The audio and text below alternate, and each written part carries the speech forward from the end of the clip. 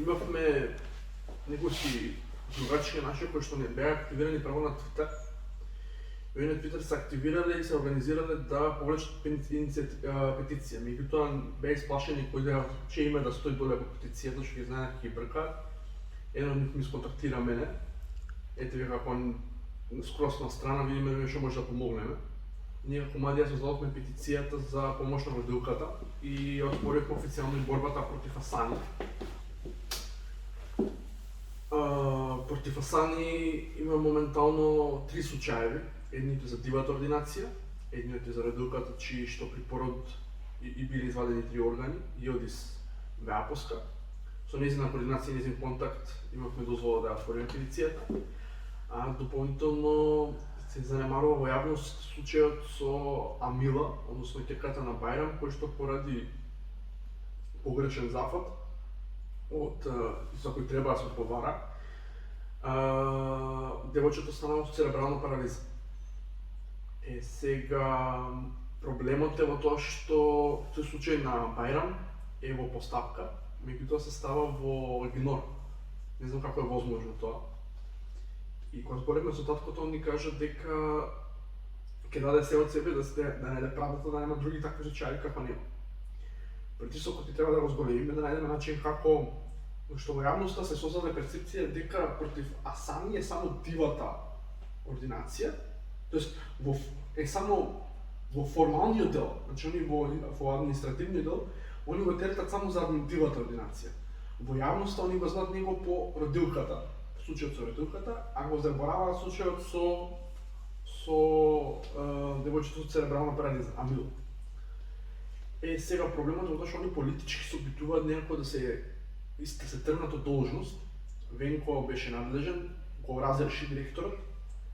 Следен чекор е разрешуваниот доктор, лице се одземе лиценца, и трет чекор ќе биде, сакал тој или не, постапка мора да биде покрената од јавно обвинителство, зошто е тој разрешен, зошто се превземени сите тие случаи, и тука сите 3 случаи ќе се стават воедно и повеќе. Уште сме на првиот чекор го завршивме, го разрешио директор, Венко го разреши, затоа секоја чест. Меѓутоа, он уште работи како доктор во болницата. Лекарската комора се огради од случајот со родилката, во истата лекарска комора има не член, и Асани.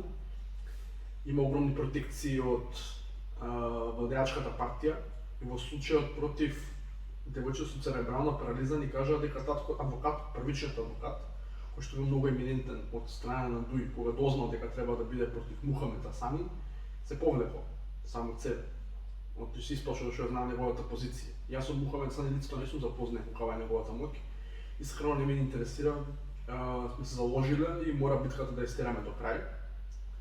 Битката ќе биде се додека не видиме кривична казна тоест кривична постапка против Асани и се надеваме кривична казна. Меѓутоа, они уште сега го заглавија на втор чекор, разрешуваниот доктор. Венко се оправдува дека веќе надлежностите не се кај него, тука е во работната комисија, од работната комисија нема ни трага ни глас. Меѓутоа, со дополнителни младински екипи, ќе се мобилизираме, ќе се координираме, ќе се обидеме да најдеме начин како да пробиеме и генерално да создадеме борба против Асани. Имаме проблем од една страна тоа што една политичка партија е Умињена жени се обиде да го присвои тој случај, меѓутоа женичката, односно Јодис, се огради и ги замоли да го одложат протестот. Меѓутоа медиумите, односно Сител телевизија повторно и други медиуми, да не биде само Сител, го најавија протестот, почна протестот против Венко за Унијата на жени. Сега, проблемот е во тоа што они прават дефокус и опозицијата прави дефокус. Фокусот не е отказ на Филипче, туку кривична казна за Асани. И они место од своји лични профили да го споделуваат и подпишуваат петицијата, они се организираат преку партиски извори и излагаат. Ние се грижиме за родилката, бараме оставка за Венко. Значи тоа они треба да го отфрлат од нивниот наратив и ако сакаат борба против или помогнат на Јилдис, треба да се фокусираат само против Асани. Значи Венко има постапено коректно, меѓутоа сега повторно ја префрла вината. Значи не е целосно аболицирана таа вина. Лјупче Николовски кажа дека следен чекор треба да биде кривична истрага за дали има основа за кривична постапка. Основа за кривична постапка има, зашто веќе има 3 случаи. Дивата ординација, која што раповеда 8 години, Илдис и девојчето со церебрална парализа, кој што треба да се актуализира и самиот актуализир ќе излезе периодов во јавност и ќе дискутира за тој случај.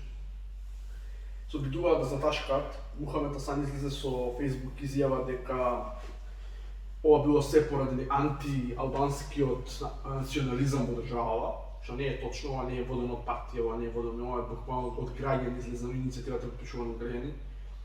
Стигнато е дури 15.000, он се сврнува само на радилката, не ја збори дивата ординација и не ја зборува девојчето со церебралната парализа. Дополнително не ги зборува след други случаи кога што има направено грешка, за кои што ние знаеме, меѓутоа ќе ги документираме нив, ќе идеме наскоро на терен.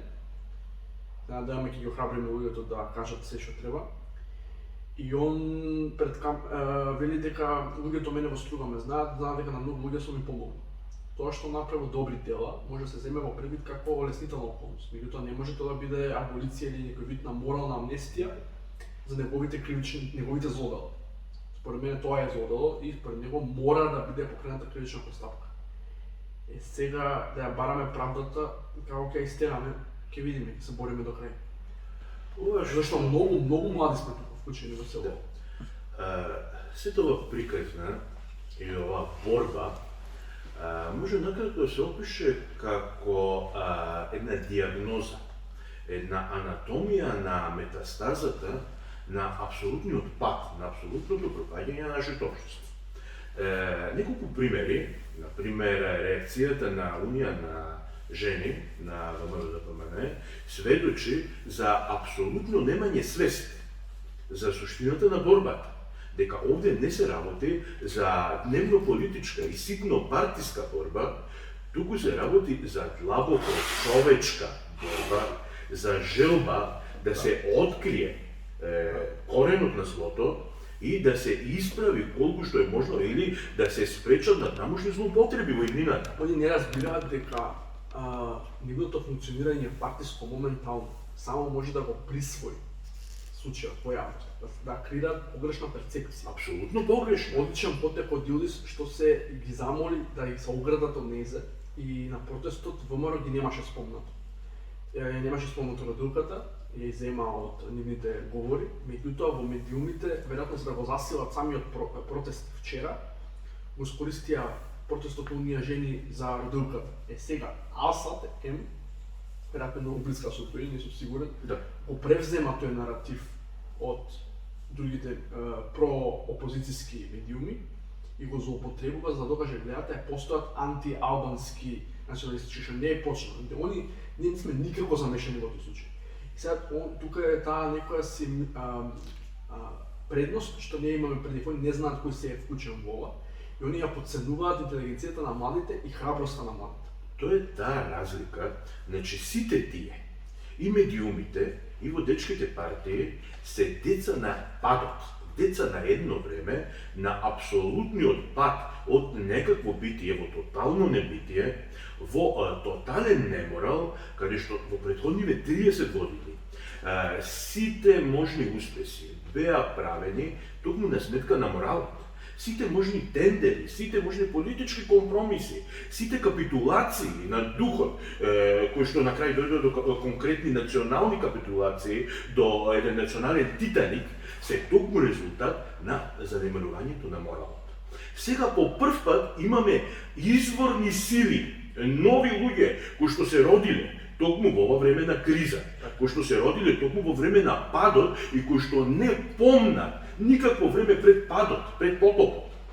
Предпотопното време е надвор од нивното искуство. Тие го знаат само ова време на мрак, само ова време на страдање, но знаат и кој е одговорен, кој им ги искова тие ланци на страдањето и се борат да ги скинат тие ланци едно за секогаш и да си го исковаат своето ново, својата иднина, својот пат кон новото.